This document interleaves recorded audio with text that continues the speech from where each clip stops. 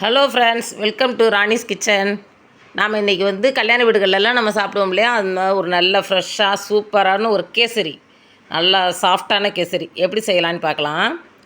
இந்த கேசரிக்கு என்னென்ன தேவைன்னு பார்த்தோம்னா ஒரு 200 கிராம் ரவை அப்படி எடுத்து வச்சுக்கிட்டிங்க அப்படின்னு சொன்னால் 400 கிராம் ஜீனி, ரவை, ஜீனி, டியூட்டி ஃப்ரூட்டி, முந்திரி, கிஸ்மிஸு, ஏலக்காய், நெய், கொஞ்சம் சமையல் எண்ணெய் எல்லாம் எடுத்து வச்சுக்கோங்க. முதல்லையே எடுத்து வச்சுட்டு ஒரு அடிகனமான பாத்திரத்தை அடுப்பில் வச்சுட்டு நாம் ஒரு 2 டீஸ்பூன் நெய் விட்டு நல்லா முந்திரி கிஸ்மிஸை வறுத்து எடுத்துக்கிட்டு அந்த வறுத்த நெய்யிலேயே நாம் எடுத்து வச்சுருக்கிற ரவையை ஒரு பாத்திரத்தில் கொட்டி அளவுக்கு அளந்துக்கோங்க. ஏன்னா அப்போ தான் எப்போவுமே நம்ம கேசரி செய்யும்போது 1, 2, 3 அப்படின்னு சொல்லி கணக்கு வச்சுக்கிறணும். இப்போ ரவை 200 கிராம் எடுத்துருக்குறோம் அப்படின்னு சொன்னால் 400 கிராம் ஜீனி அளந்து எடுத்து வச்சுட்டு அந்த ரவையை ஒரு கிளாஸ்லேயோ இல்லை ஒரு கிண்ணத்துலேயோ கொட்டி நம்ம அளவுக்காக அளந்து போட்டுக்கிட்டு அந்த கிண்ணத்தில் 3 கிளாஸ் தண்ணி ஊற்றி பக்கத்துலேயே நல்லா கொதிக்க விட்டுறணும். நல்லா தண்ணி கொதிக்கணும். கொதிச்சுக்கிட்டே இருக்கும்போது நம்ம அந்த ரவையை அந்த நெய்யில் நல்லா வறுத்து நல்லா ஒரு பொன்னிறம் வாசம் வரும். நமக்கு ரவை வாசம் நல்லா மணமாக தெரியும் இல்லையா? அப்போ நாம் அந்த கொதிக்கிற தண்ணியை தூக்கி ஊற்றினோம் அப்படின்னு சொன்னால் நல்லா கட்டிப்படாமல் அழகாக நல்லா ஒரு அரை வேக்காடு அதிலே வெந்துடும். நமக்கு ரவை நல்லா வெந்து வரும்போது ஒரு தட்டை போட்டு மூடிடுங்க. கொஞ்சம் தீயை கொஞ்சம் சிறுத்து வச்சோம் அப்படின்னு சொன்னால் நல்லா வெந்துடும். அதுக்கப்புறம் நம்ம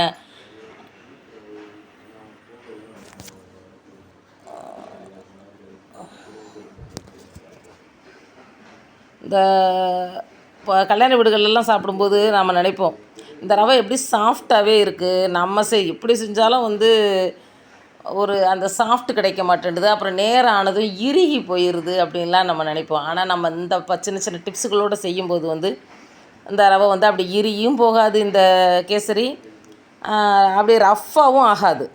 இது அப்படியே நம்ம எப்படி செஞ்சோம், செஞ்சப்போ என்ன ஒரு ஃப்ரெஷ்ஷாக அந்த ஒரு சாஃப்ட் இருக்கோ அது நம்ம அந்த ரவை கேசரி தீர்ற வரைக்குமே இருக்கும். அந்த மாதிரி இருக்கும். நம்ம தான் செஞ்சோம் அப்படின்னு சொன்னாலே நம்ப மாட்டாங்க, அந்த அளவுக்கு இருக்கும், சூப்பராக இருக்கும். அதனால் செஞ்சு பாருங்கள். இப்போ நம்ம தட்டை போட்டு மூடி ரவை நல்லா பஞ்சு போல் வெந்திருக்கும்போது நம்ம எடுத்து வச்சுருக்கிற ஜீனியை நல்லா கொட்டி கிளறி விட்டோம் அப்படின்னு சொன்னால் நல்லா தலை ஆயிரும். தலை ஆகி ஒரு 5 நிமிஷம் தட்டை போட்டு மூடிட்டோம் அப்படின்னு சொன்னால் மறுபடியும் அந்த ரவை அந்த ஜீனியெல்லாம் இழுத்துட்டு நம்ம பழைய பக்குவத்துக்கே வந்துடும். அந்த பழைய பக்குவத்துக்கே வந்துடும். அப்போ நம்ம இந்த ஃபுட் கலரு சேர்க்குறதா இருந்தாலும் சேர்த்துடலாம். இப்போ சேர்த்துருங்க. டூட்டி ஃப்ரூட்டி போட்டுருங்க. ஏலக்காய் பொடி பண்ணி வச்சுருக்கிறத போட்டுடலாம். முந்திரி கிஸ்மிஸ் எல்லாமே இப்போது சேர்த்துடலாம். சேர்த்து நல்லா கிளறி விட்டோம் அப்படின்னு சொன்னால் நம்ம கொஞ்சம் எண்ணெய் எடுத்து வச்சுருக்கோம் இல்லையா, அந்த எண்ணெயையும் சுற்றி ஊற்றி கிளறி அப்படியே கிளறி விட்டோம் அப்படின்னு சொன்னால் நல்லா அப்படியே ஒரு 5 நிமிஷம் தான். அதுக்கப்புறம் நம்ம இதெல்லாம் போட்டதுக்கப்புறம் ஒரு 5 மினிட்ஸ் சூப்பராக நல்லா ஒரு பக்குவமாக சாஃப்டாக வந்துடும். அவ்வளவுதான்.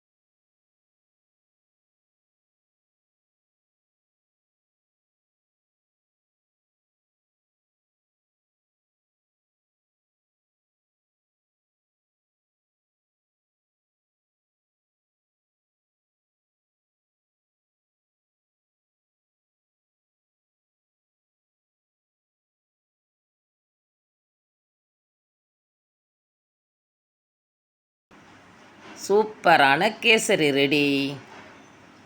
செஞ்சு பார்த்துட்டு சாப்பிட்டு பார்த்துட்டு கமெண்ட்டில் சொல்லுங்கள். தேங்க்யூ ஃபார் வாட்சிங். சேனலை சப்ஸ்கிரைப் பண்ணிக்கோங்க.